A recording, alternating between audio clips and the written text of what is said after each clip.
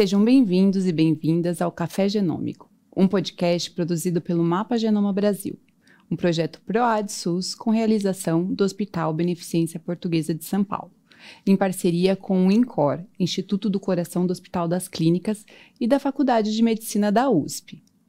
Aqui, vamos explorar as fascinantes ligações entre a genética e a saúde, desvendando como os avanços científicos estão transformando o diagnóstico, o tratamento e a prevenção de doenças oncológicas e cardíacas. Eu sou Amanda Nóbrega e ao longo dessa jornada vamos contar com a presença de diversos especialistas para compartilhar suas trajetórias e discutir sobre a pesquisa na área da saúde. Então, prepare-se para embarcar conosco nesse universo de descobertas incríveis que estão moldando o futuro não apenas da medicina no nosso país, mas também o modo de viver da população brasileira. E no episódio de hoje, vamos falar da relação entre a genética e o nosso coração. Vamos debater como algumas doenças podem ou não ser hereditárias, como é possível atuar na prevenção, no tratamento e abordaremos também sobre as inovações e tendências na genética em cardiologia. Além disso, também vamos falar de como o projeto Mapa Genoma Brasil tem atuado para diagnosticar doenças cardíacas hereditárias nos 4 cantos do Brasil. Para isso, convidamos um time que já cuidou do coração de milhares de brasileiros. Temos aqui o professor doutor José Eduardo Krieger, que é diretor do Laboratório de Genética e Cardiologia Molecular do Instituto do Coração do Hospital das Clínicas da Faculdade de Medicina da USP. Ele é professor titular de Medicina Molecular no Departamento de Clínica Médica da Faculdade de Medicina da Universidade de São Paulo e coordenador do subprojeto de Cardiologia Mapa Genoma Brasil. Temos aqui a doutora Luciana Sacilotto, que é especialista em cardiologia pela Sociedade Brasileira de Cardiologia, é especialista em arritmia pela Sociedade Brasileira de Arritmias Cardíacas e atualmente é assistente da Unidade Clínica de Arritmia do INCOR, da Faculdade de Medicina da USP. E, além disso, é facilitadora dos cursos do Mapa Genoma Brasil. Temos também o Dr. Lucas Vieira, médico especialista em genética médica pela Faculdade de Medicina da Universidade de São Paulo e é supervisor de aconselhamento genético da equipe de medicina de precisão do Laboratório de Genética e Cardiologia Molecular do Instituto do Coração. Sejam bem-vindos e obrigada por estarem participando desse episódio do nosso podcast Café Genômico. É uma grande alegria tê-los aqui. Professor, de acordo com a OMS, as cardiopatias são as doenças que mais matam no mundo, né? Baseado nesse contexto, como que a genética e a genômica melhorou, né, esse aporte às doenças cardiológicas? Então, como qualquer das revoluções que acontecem na medicina, isso vem incorporando gradativamente e essa é uma das alterações ou uma das modificações que a gente imagina que vai ter grande impacto. E talvez o maior impacto possa ser exemplificado, que é uma oportunidade única de a gente poder entender a causa de alguma dessas doenças. Nós não chegamos ainda à compreensão das chamadas doenças complexas, aquelas que têm uma causa múltipla, tanto do ponto de vista genético como ambiental, os fatores que são não genéticos. Mas em várias dessas doenças, como as cardiomiopatias, as dislipidemias, as arritmias, hoje a gente tem uma ferramenta impressionante que permite chegar ao diagnóstico molecular. Você poderia perguntar, muito bem, mas várias delas não têm uma medicação específica. Ainda assim, é melhor você saber a causa, porque ou você já ajusta para as ferramentas que você dispõe no momento, e a outra, a gente sabe também que alvo a gente tem que desenvolver para novas medicações, novos procedimentos, assim por diante. Então, é um ganha-ganha. Então, isso é fundamental. O segundo ponto, que talvez seja interessante salientar, é que esse tipo de abordagem, principalmente nas doenças genéticas, ele importa não só para o paciente, mas você tem aí uma oportunidade de poder fazer a pesquisa em familiares, independente de eles estarem apresentando ou não a doença. Então, aí abre-se perspectivas enormes.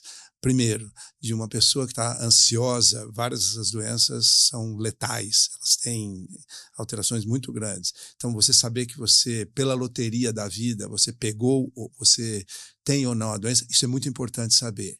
E mais ainda, para aqueles que herdaram a mutação ou a variante genética envolvida, quer dizer, se ele está numa fase subclínica, a gente tem uma série de abordagens para tentar ou evitar que ele tenha a doença ou minimizar os efeitos da doença. Então, isso é por isso que a gente imagina que será tão transformadora essa nova ferramenta.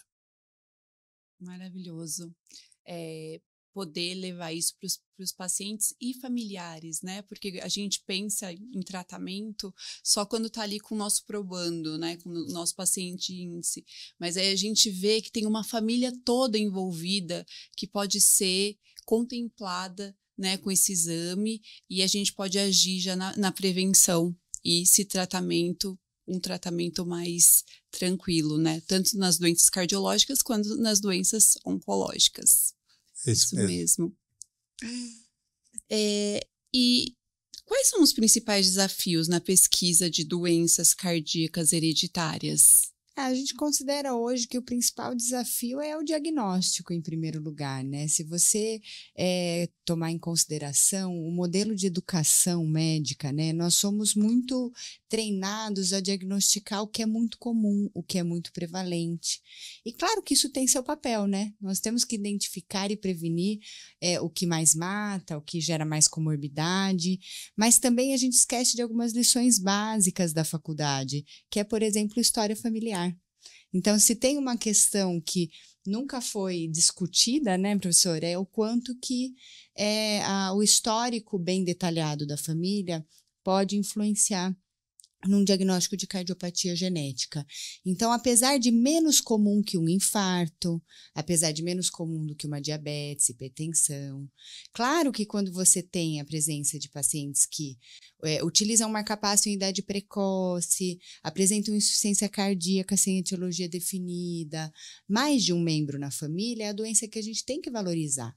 Então, muitas vezes você não precisa ser especialista em cardiopatia rara, em arritmia rara, mas você simplesmente precisa detectar a importância naquela família e saber direcionar. Então, em primeiro lugar, nós não somos treinados para isso. Então, revalorizar essa abordagem básica de uma anamnese, de uma identificação, eu acredito que seja o primeiro passo.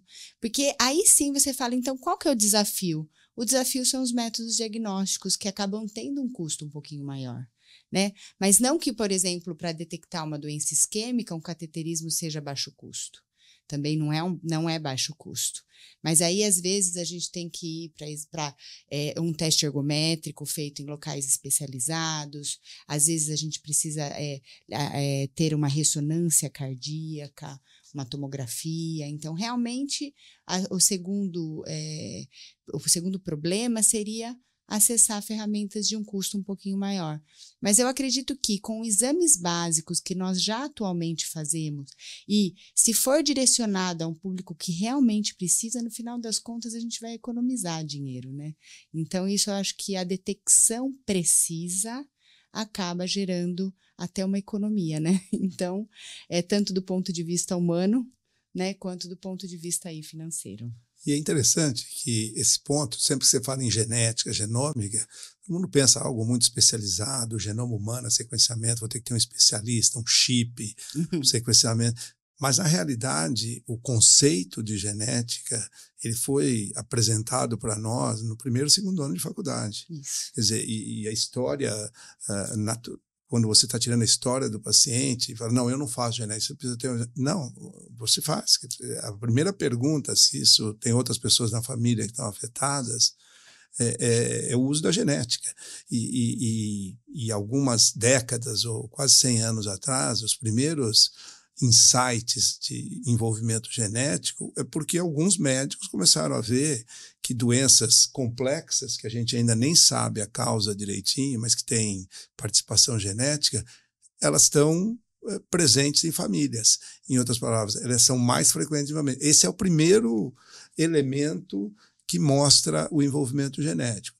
Quer dizer, depois vem uma segunda parte, que é como é que a gente quantifica isso? Então, aí, por exemplo, no caso de doenças complexas, que é mais difícil você atribuir, porque não é como aquele negócio, se o pai teve, o filho herdou e assim por diante, aí você tem que usar outras técnicas. Então, primeiro, vamos fazer estudos em gêmeos univitelíneos, principalmente aqueles que não dividem o mesmo ambiente. Então, por exemplo, imagina gêmeos univitelíneos, um mora aqui na casa com os pais e o outro, por algum motivo, foi morar em outro lugar. Quer dizer, isso em países que têm isso muito bem, digamos assim, registrado, controlado no sistema de saúde, permitiram que anos depois você pudesse ter insights. Olha, isso aqui tem envolvimento genético, mas também ambiental, e você quantifica as coisas. Mas a primeira veio daquela informação básica.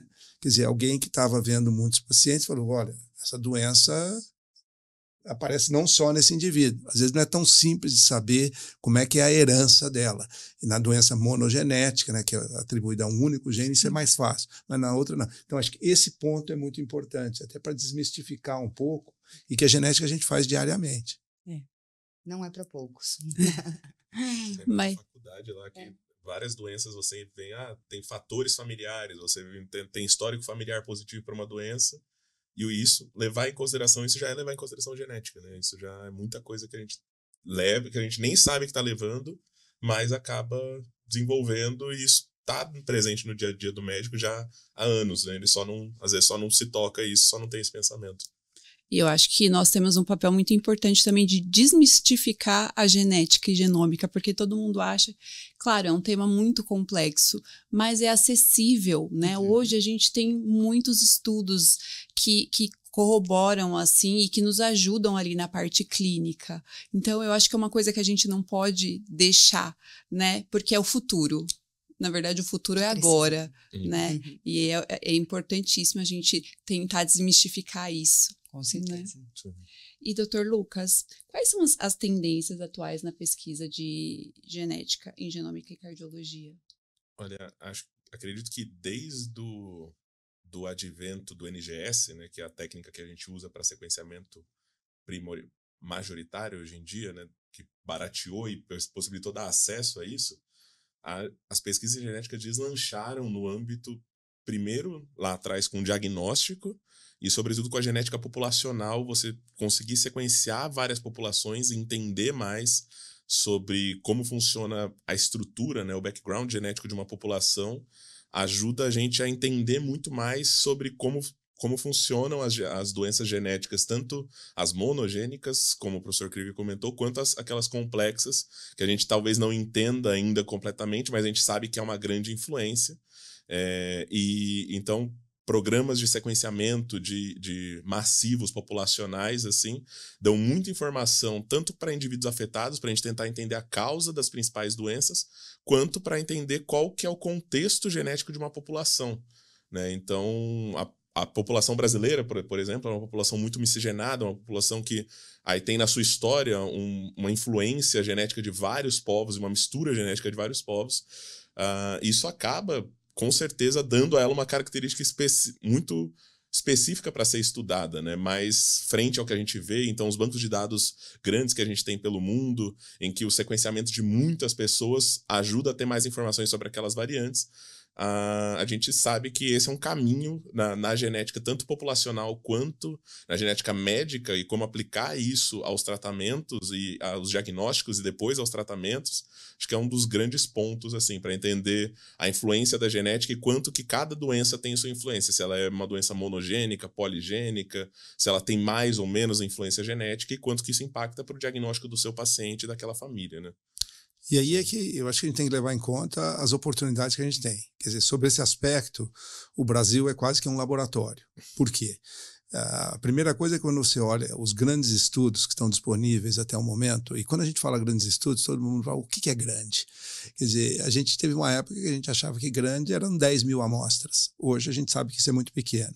Vamos dizer assim, o limite inferior, isso depende de cada doença ou de cada fenótipo, a gente fala, né, que a gente quer estudar. Mas, quer dizer, nada menos do que 50 mil vai ajudar muito. Quer dizer, melhor ainda 100, 200, 500 mil.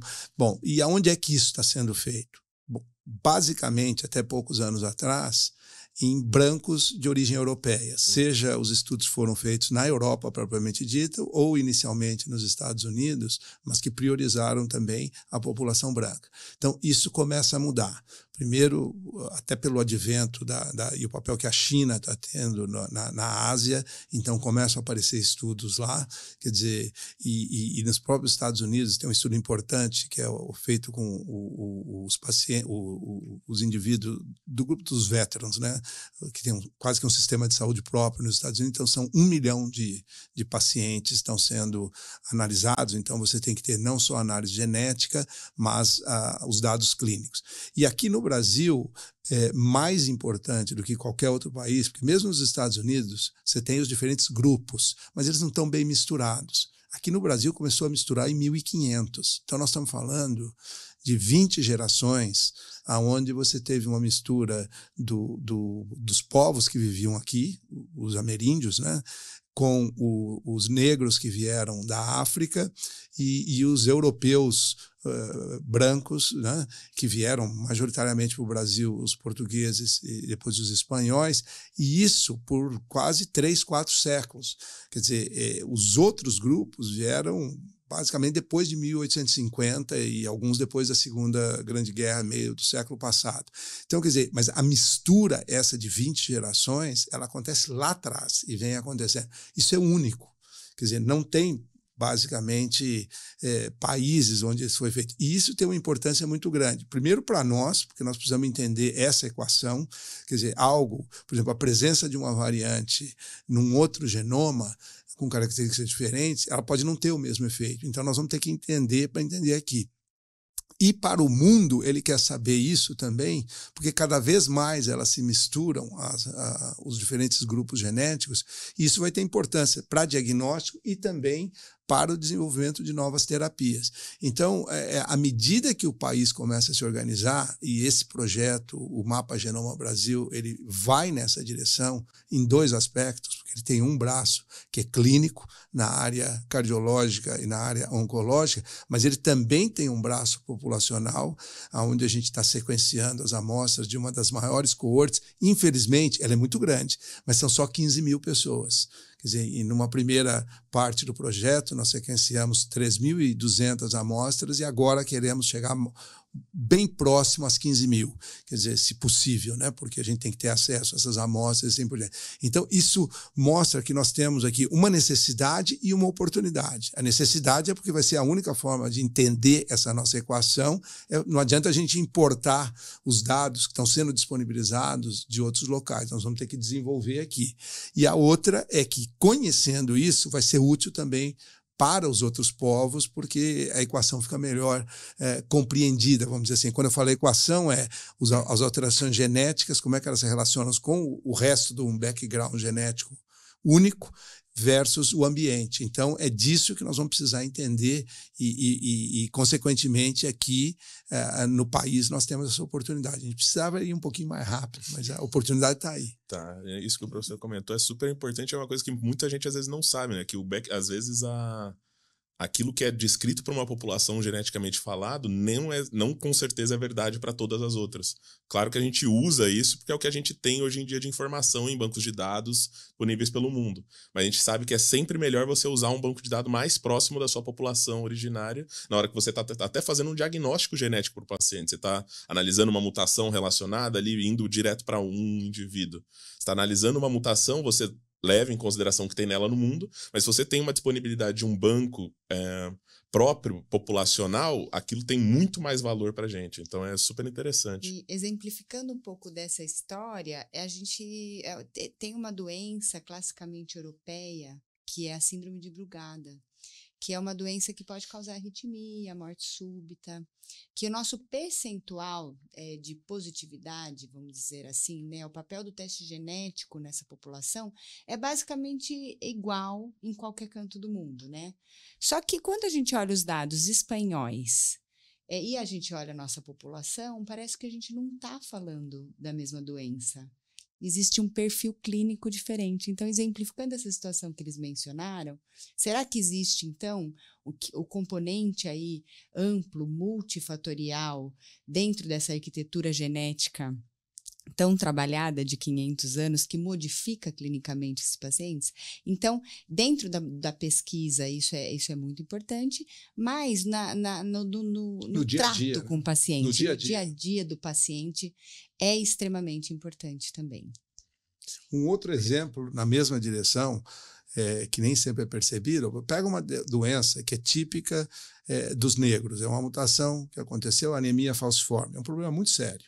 E é interessante que o tráfico negreiro, ele, quando foi feito para as Américas, eles não vieram todos da mesma região. Então, porque existiam mercadores, né, que estavam mais localizados num local e outro. Então, quando você olha o tráfico negreiro para o país, eles vieram mais de uma região. Por exemplo, tem várias regiões, mas para simplificar, uma que era chamada a área Benin, né, que falava uma das populações, o grupo de populações lá na África. Enquanto que para os Estados Unidos foi mais os ou melhor, ao contrário, a parte central africana vieram mais para o Brasil e da Benin foram mais para os Estados Unidos. Ambos têm essa mutação num gene da globina e que está associada a você desenvolver essa doença que é a anemia falciforme. A prevalência é maior entre os negros, porque a mutação foi originária lá na África. E quando você olha aqui no país, quer dizer, o quadro é diferente. O quadro é muito mais benigno nos Estados Unidos do que aqui no Brasil. E depois de várias pesquisas, começou a se perceber que tinha uma diferença básica na arquitetura genética, mesmo daquele genoma que veio da África e de duas regiões da África. Porque quando você tem um problema nesse gene, nos pacientes que vieram primariamente aqui para o Brasil, ele não ativa tão bem um segundo gene que funciona muito numa fase precoce do desenvolvimento. Tem uma globina que é feita quando você está nos primeiros anos de vida, ou até intrauterina, e que depois ela deixa de funcionar. Só que ela pode ser ativada na fase adulta quando você tem problema na outra. E isso acontece melhor nos negros que estão nos Estados Unidos do que nos que estão aqui. Então, veja, é a mesma doença, é o mesmo defeito, mas a clínica é muito diferente. E isso é fundamental. Quer dizer, não só a gente entender isso, porque isso começa, inclusive, a dar oportunidade, agora que a gente consegue manipular o genoma, isso está sendo explorado. Quer dizer, mas veja, e tem diferenças nessas duas populações. Então, junto com esse outro dado que foi apresentado da arritmia, isso ilustra que não basta você ter, por exemplo, a mesma mutação em dois indivíduos. O quadro pode ser distinto. E tem questões que são dependentes da própria genética do indivíduo, o resto dos genes que ele tem, e tem outras que é do ambiente aonde ele está vivendo, a forma como ele vive, assim, que a gente fala que são as influências ambientais. Não dá para estudar com o livro dos outros. Essa é a mensagem. Mostra que até as doenças que a gente conhece como monogênicas, a gente classifica como monogênicas, como, por exemplo, o exemplo da anemia falciforme, a gente vê que ela sofre influência digênica e até poligênica para o desenvolvimento do fenótipo mesmo. Então, cada vez menos as doenças estão mais complexas, elas não são tão simples quanto parecem. O exemplo típico são dois afetados na mesma casa. Sim. Quer dizer, os dois podem ter a manifestação da doença, um pode ter uma subclínica, quer dizer, então, e a mutação é a mesma. Quer dizer, então, imagina agora quando você traz isso, quer dizer, os indivíduos dentro de uma mesma casa, eles dividem pelo menos 50% do genoma. É um processo aleatório, mas eles têm 50% do genoma. Imagina quando isso começa a ser diferente e fora, quando eu estou comparando entre famílias. Aí a história começa a complicar. Então, a gente precisa entender direitinho todas essas variáveis para que a gente tenha mais sucesso no diagnóstico e tentar entender o que significa aquele diagnóstico, né? Atuar de maneira preditiva e depois também as oportunidades que isso traz para a gente ter mais eficácia no tratamento. Sim. E baseado nisso tudo que vocês falaram, tem se sequenciado muitos casos, né, no Brasil e no mundo. Tem sido diagnosticado muitas doenças que já são conhecidas, né, descritas na literatura, mas o que fazer com as doenças que ainda não são descritas na literatura? Como acompanhar esses pacientes? É muito difícil. É uma pergunta complexa, né? Eu acredito que a primeira coisa que a gente tem que entender sobre genética é que ela é uma ciência, assim como todas, na verdade, mas a genética, por mais que, pelo contexto de ser muito nova no campo das ciências, ela está amplamente em desenvolvimento ainda. Então, o tempo muda muito, né? Então, uma coisa que é muito comum a gente ver e que a gente pode falar são quando a gente, por exemplo, solicita testes genéticos na prática clínica e pega a variante de significado incerto. Pô, mas como assim é de significado incerto? A gente não sabe o que é isso? Às vezes a gente ainda não tem evidência no mundo por falta de conhecimento sobre aquela variante. Ela é muito rara, é a primeira vez que ela está sendo sequenciada. Mas isso tem muito a ver com o quanto no delta T ali, no tempo que você está fazendo isso. Então, às vezes, você reanalisar um sequenciamento muda o resultado de um teste genético. Às vezes, outro grupo descobre alguma correlação entre um gene e uma doença, e aí você olha para o sequenciamento, seu paciente já tinha aquela mutação, ela só não era bem descrita ainda. Às vezes, você trazer mais informação sobre aquela variante, sequenciando outros familiares que podem ou não ser afetados, fazer o rastreio clínico e molecular daqueles familiares. Então, eu acho que o tempo é super importante, né? E a gente entender que uma coisa que o professor Krieger sempre fala para nós é que nunca existe um teste genético negativo. Naquele momento, ele não encontrou variantes que eram relacionadas a um quadro clínico. Mas isso pode mudar depois de 1 ano, meses, às vezes, ou até 5 anos, talvez. Então, é uma ciência que ela é muito... ela se movimenta muito e é muito dinâmica, exatamente. E as conexões instantâneas internacionais podem contribuir, às vezes, para... quando você consegue se conectar, você consegue, às vezes, descobrir que aquilo que você está pesquisando já foi descrito por alguém. Uhum. Então, realmente, essas codificações internacionais, né, às vezes te aproximam de grupos que estão estudando as mesmas doenças, que aquilo que você pensa que é inédito, às vezes não é tão inédito assim, e acredito que, em vez de se comunicar por carta, como antigamente, a primeira descrição da síndrome do QT longo, que também é uma doença conhecida desde a década de 70, eles se comunicaram por carta. Olha, estou vendo essa doença aqui. Então, imagina quanto tempo que demorou para essa informação atravessar os continentes. Né? É isso mesmo. Acho que esse ponto que você levantou é muito importante e mostra vários aspectos. Então, primeiro, a gente já está agora com um retrovisor que é do projeto. Então, só se a gente pegar o Mapa Genoma Brasil, que nós fizemos no triênio anterior desse projeto do PROAD, nós já temos cerca de 4.000 pacientes realizados, examinados para doenças cardiovasculares. E algumas dessas coisas são concordantes com o que a gente via na literatura. Mas, por exemplo, dessas doenças em cardiologia, que são chamadas monogênicas, onde esses testes se aplicam, uma delas é a cardiomiopatia hipertrófica. Nós já temos quase 800 casos. Interessante que a positividade positividade significando algo que a gente já tem um bom grau de certeza de que aquela variante está associada à doença, são quase 40% a 45%, que é mais ou menos o que se encontra lá. Então, a grande pergunta é, bom, e os outros 60% a 65%? São as oportunidades que vão começar a aparecer. Por outro lado, quando a gente pega algumas das arritmias, a cardiomiopatia dilatada e outras, aí é 20% de positividade, já na nossa amostra e também de algumas amostras internacionais. Mas você vê, nós já estamos com dados locais para saber.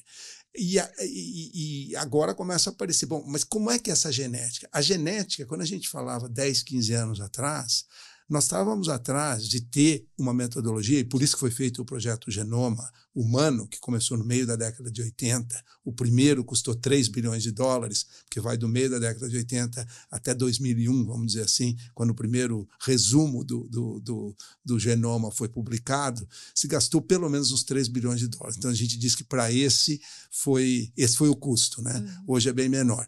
Então, naquele momento, a gente achou que, tendo a sequência, seria muito fácil identificar as coisas. Bom, nós vimos que não era bem assim. E olha que já se passaram, quer dizer, quase 20 anos, né, daquele momento do primeiro resumo. Então, quando você analisa isso, hoje a gente começa a agregar níveis de complexidade. Então, por exemplo, a gente achava que para ter uma alteração genética tinha que ter uma alteração estrutural. Várias delas nós já identificamos, principalmente naqueles 2% do genoma que correspondem à receita propriamente de fazer uma proteína, que são os exons. Essa é a parte fácil. Claro que tem várias alterações no restante, imagina, 98% nós conhecemos muito pouco. E tem vários problemas lá que podem interferir, por exemplo, em que momento e quanto que um gene vai ser expresso ou não expresso. Mas nós não andamos tão rápido naquilo lá. Mas fora isso, nós aprendemos uma outra coisa que é muito interessante. Então, por exemplo, imagina que uma criança está sendo gestada, está no útero de uma mãe que é diabética ou que fuma. Hoje a gente começa a perceber que tem alterações genéticas que não são estruturais, mas que são modificações do genoma que podem aparecer naquele momento da gestação ou podem aparecer depois que o indivíduo, na fase pós-natal, como ele foi alimentado, como é que ele estava, se ele foi estressado e assim por diante. Quer dizer, alterações que são modificações no genoma, ou seja, não tem uma alteração estrutural, mas é como se eu tivesse um interruptor na parede e eu vou lá e coloco um band-aid em cima. Aquele interruptor não funciona mais ou funciona mal. Isso pode, na realidade, causar uma doença que é exatamente igual a uma alteração estrutural. Isso é um conhecimento muito recente. E quando a gente faz um sequenciamento do genoma, isso não é possível de ser detectado. Agora aparecem tecnologias ou metodologias que permitem fazer isso, num primeiro momento, com perguntas muito objetivas e específicas, mas o que a gente quer é, daqui a pouco, ao mesmo tempo que você faz um sequenciamento para ver alterações estruturais, eu vejo que tem band-aid também no interruptor. Quer dizer, isso ainda não aconteceu, está muito no domínio da pesquisa, mas pode ser que parte daqueles problemas que a gente não está identificando, os 80% das arritmias, da cardiopatia dilatada e assim por diante, ou os 60% das hipertróficas, estejam por aí. Quer dizer, então você vê que é uma coisa muito dinâmica e funcionando. Então, naquela segunda pergunta que você fez, para onde que estão indo as pesquisas, parte delas estão indo aí, tentar entender melhor esse processo. Sim, então vamos falar de futuro, né? Já estamos falando. Já estamos falando de o futuro. Né? E como que você acha que será o futuro, né, da genética em cardiologia, de acordo com os avanços, né, tecnológicos?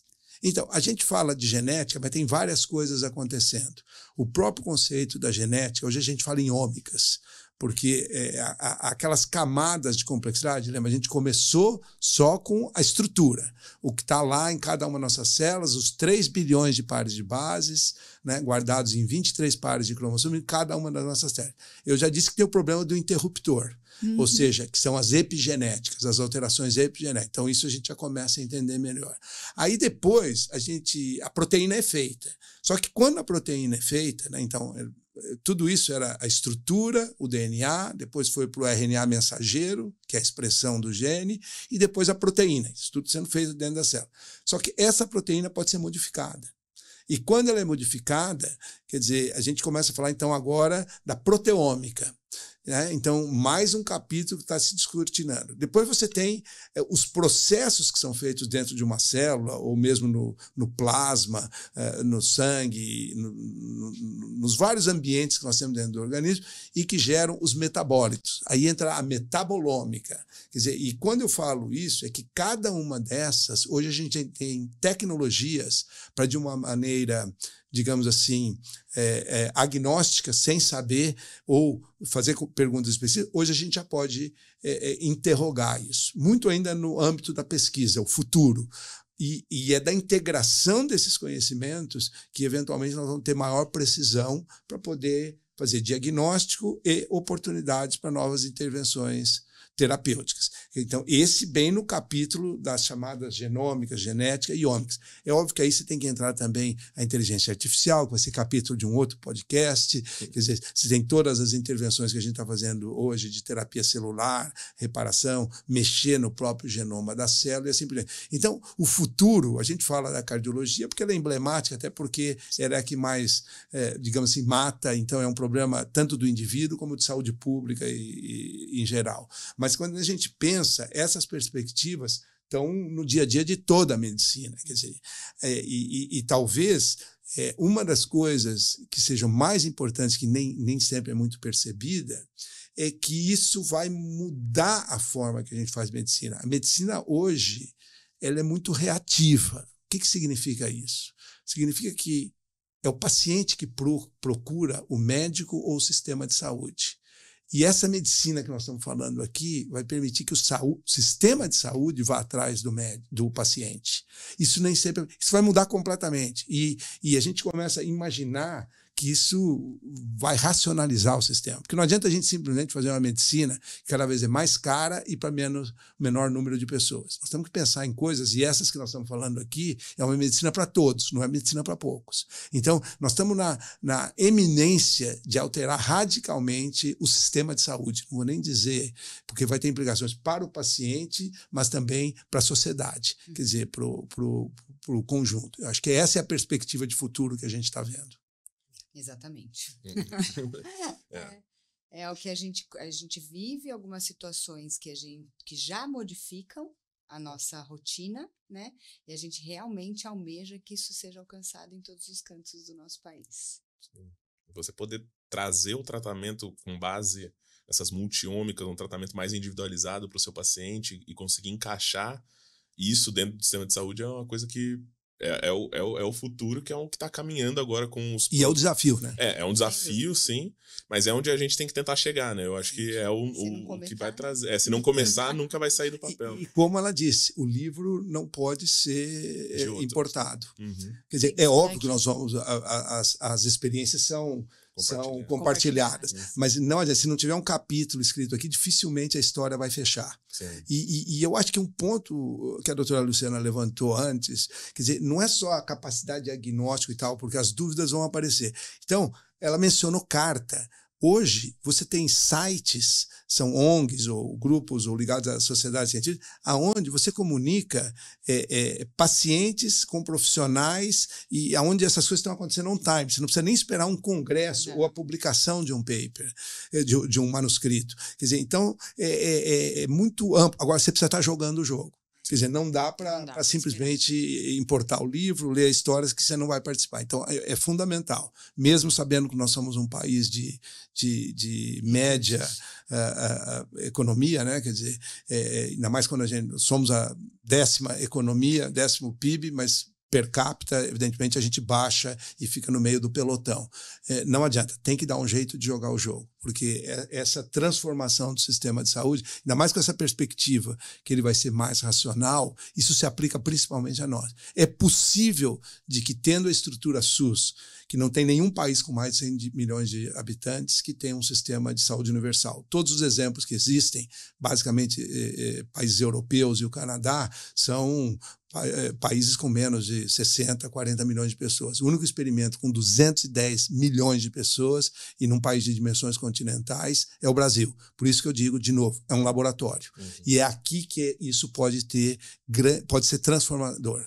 Porque, por exemplo, se você quiser fazer uma transformação nos Estados Unidos, é muito difícil, porque existem muitos silos privados e públicos não integrados, porque é o jeito que eles resolveram o problema dele. Tem muito dinheiro, tem muito acesso a muita coisa, cada um faz um jeito e a vida vai. Aqui não tem jeito, aqui tem que ser minimamente organizado. Só que, tendo a infraestrutura do SUS, é possível que, se a gente jogar bem os dados, é possível que isso seja um diferencial muito grande e a gente ultrapassar os erros que nós fizemos no passado, quer dizer, a desigualdade que tem no sistema e tudo, e eventualmente poder liderar um sistema. Poucas pessoas imaginam isso, mas é possível. Sim, completamente. Mas hoje ainda é um desafio, né? Falar em medicina de precisão aqui no Brasil. Sim. Em qualquer lugar, né? Em qualquer lugar, mas a gente fala do nosso sistema, que ainda é um sistema deficitário, né? As medicações são muito caras. Então, hoje a gente tem medicações para doenças específicas, raras, mas que são praticamente inacessíveis.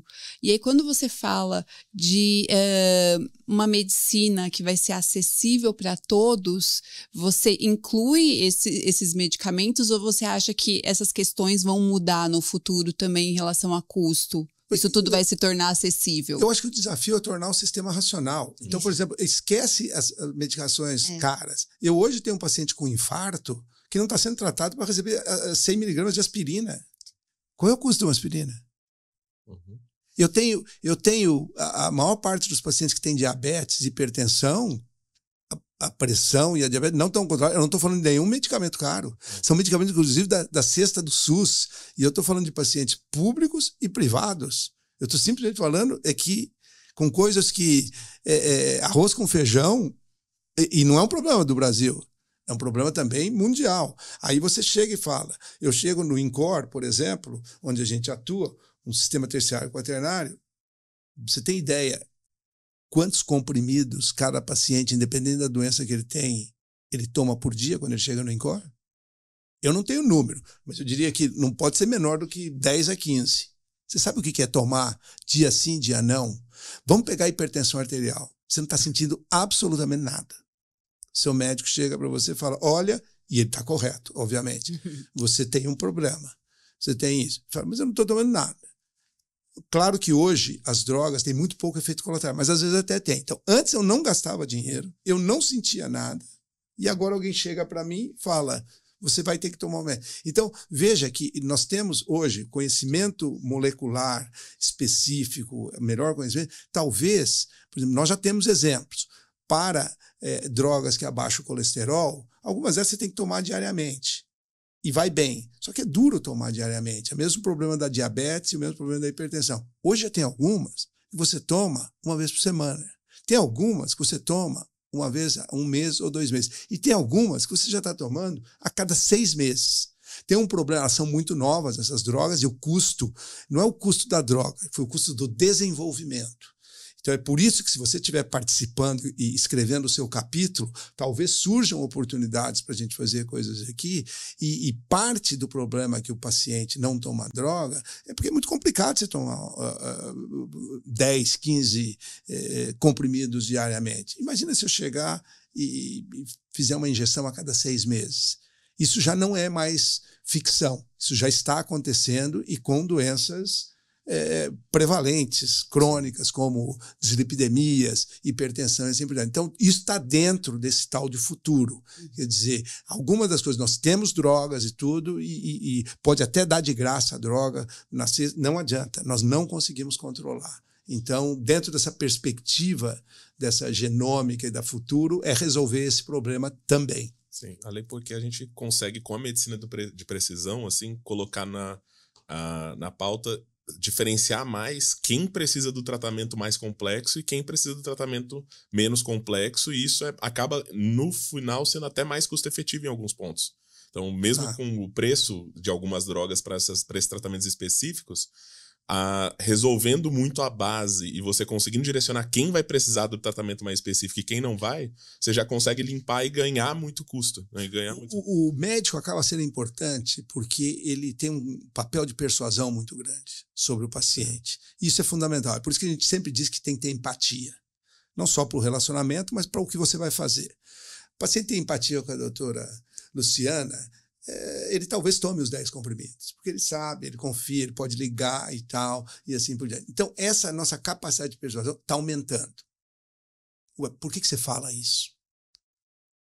Você acha que faltam evidências entre a associação do fumo e várias doenças cardiológicas e oncológicas? Não faltam evidências. Vamos só nos restringir ao câncer de pulmão. Quer dizer, ninguém tem dúvida. É para 100%? Não. Aí está o problema. Então, a minha capacidade de persuasão, ela está comprometida. Porque eu chego para você e falo, você não deve fumar.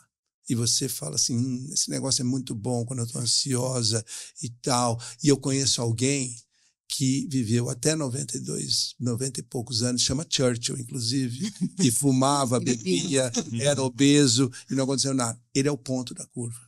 Você não pode tomar isso. Só que para você isso funciona. É a justificativa para você continuar com o hábito. Imagina agora se o médico, medicina de precisão, você vier no meu consultório e eu falo, com esta mutação, se você fumar, dificilmente você vai passar dos 35 anos. Mudou a história.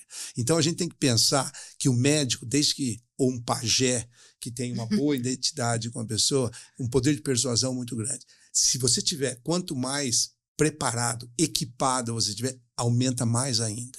Pense sempre nesse exemplo do fumo, porque é inconcebível que alguém fume hoje. E outra, o Brasil, menos de 10%. Você sabe quanto que é na Europa?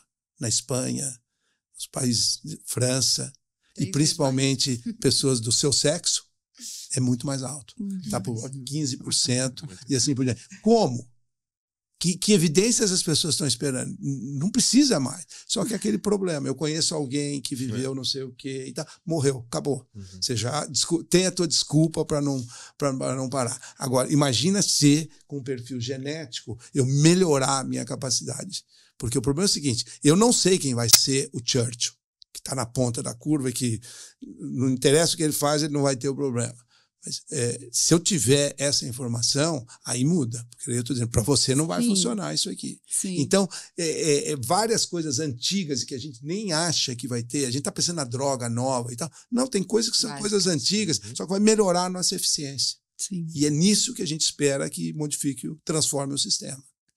E doutora Luciana, assim, rapidamente, você poderia compartilhar com a gente um caso que a genética e a genômica mudou a vida daquela pessoa e não só da pessoa, mas dos seus familiares também? Acho que temos vários aí, né, semanalmente discutidos.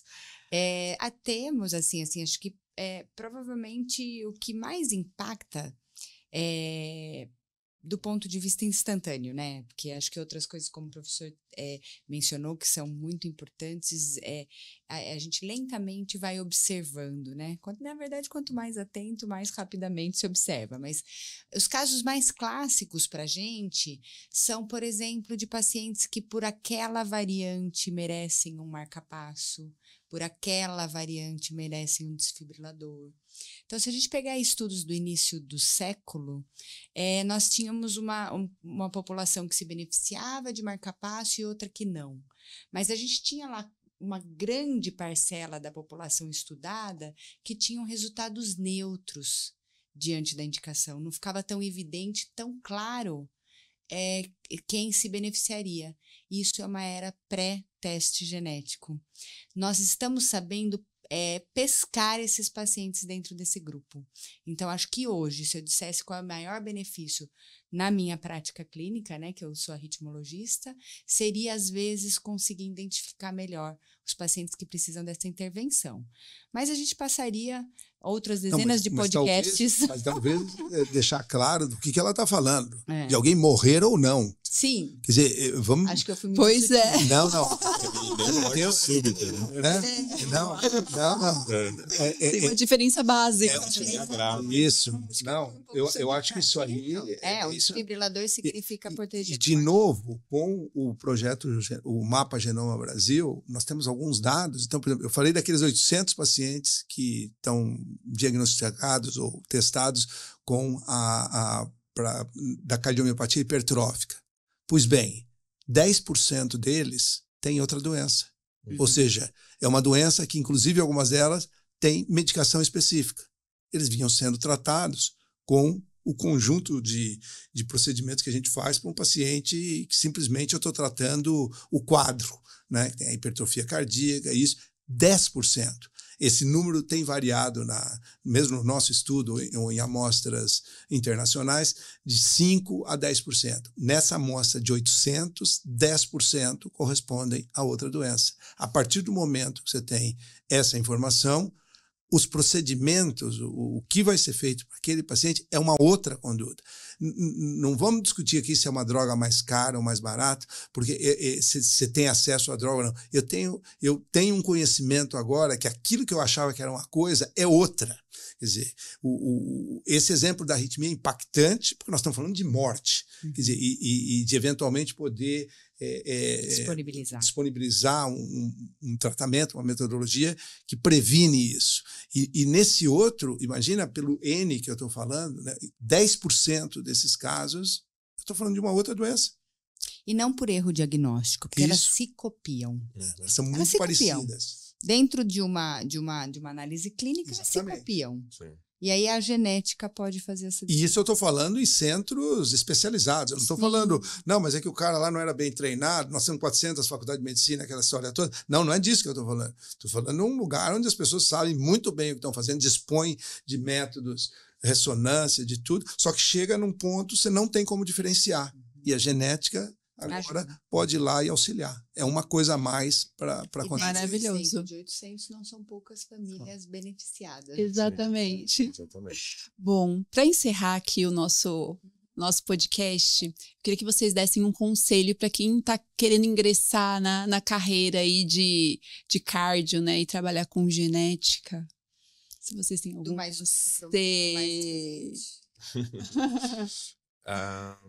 Acho que quem está querendo começar... meu conselho é vai fundo. Não tem o que dizer. É uma área que tem muito crescimento dentro tanto de pesquisas, para quem tem mais esse interesse acadêmico, quanto para a área clínica mesmo. E eu acredito que seja o futuro. Né? O futuro hoje em dia dá para, não só para cardiologia, mas como outras especialidades médicas. A gente já vê há alguns anos a oncologia, que é um dos braços do projeto, mas outras áreas como a ginecologia com reprodução humana, a neurologia com a neurogenética. A genética tem se mostrado como uma grande aliada no desenvolvimento da área, no diagnóstico de doenças e nos conhecer mais. Então, pensando nesse ponto, é pensar que até um médico que às vezes não conhecia a genética, ele em algum momento, a partir de agora, ele vai ter que conhecer. E, complementando isso, eu acho que iniciar sua vida acadêmica, ou para quem está na residência, já com foco nessa realidade. Então, a gente realmente está ligada na faculdade, às vezes apenas às ciências básicas, os mesmos livros há 30 anos, mas se conecte, inicie seu processo de educação já com essa visão que vai ser muito mais a vida de quem está começando do que de nós mesmos, né? Então, se aproxime, se conecte. Acho que a geração nova não tem dificuldade para isso, então aproveite. Eu acho que o grande ponto é, complementando o que foi dito, saia da sua zona de conforto. Nosso problema é a zona de conforto. Então, eu vou dar um exemplo muito simples. Quer dizer, cardiologistas continuam e vão continuar utilizando o estetoscópio. E acham que a ecocardiografia é uma área especializada de um subespecialista da cardiologia. Isso é um erro. O ecocardiograma hoje deveria ser parte do teu estetoscópio. Quer dizer, evidentemente que a ecocardiografia evoluiu muito, vai ter que ter especialistas para fazer determinados exames, mas tem exames que precisam ser feitos na sua primeira visita, quando você está vendo um paciente, que você devia fazer o eco você mesmo. O cardiologista especializado em arritmia, nisso e naquilo, deveria fazer. Então, e por que isso não acontece? Bom, primeiro porque não tinha tecnologia. Hoje você tem essas tecnologias chamadas POC, né? Point of Care, então são ultrassonógrafos bastante simples e tudo, e as pessoas têm que começar a utilizar. Quer dizer, por quê? Porque você vai ser resolutivo. Uma coisa é você faz um exame num paciente, fala, bom, agora volta daqui 4 semanas e vai passar em algum lugar, fazer um ecocardiograma e depois volta. Por quê? Por que não resolver tudo agora? Claro que vão ter ecocardiogramas que precisam ser feitos para tirar informações e é domínio do especialista, isso avançou tremendamente e é necessário. Agora, tem que sair da zona de conforto.